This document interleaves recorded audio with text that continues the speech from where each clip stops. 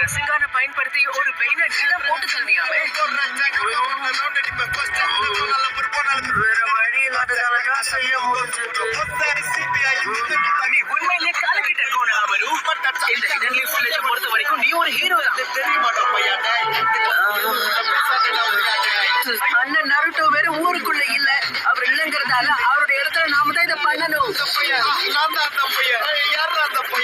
தைரியம் இருந்தா அவனுக்கு எங்க ஊருக்குள்ளேயே வந்து இப்படி நாசம் பண்ணிக்கிட்டு இப்பவே நான் ஹொக்காகே ஆகணுங்கிற முடிவு எடுத்துட்டேன். நிஞ்சா உலகத்துல குறுக்கு வழின்னு ஒண்ணு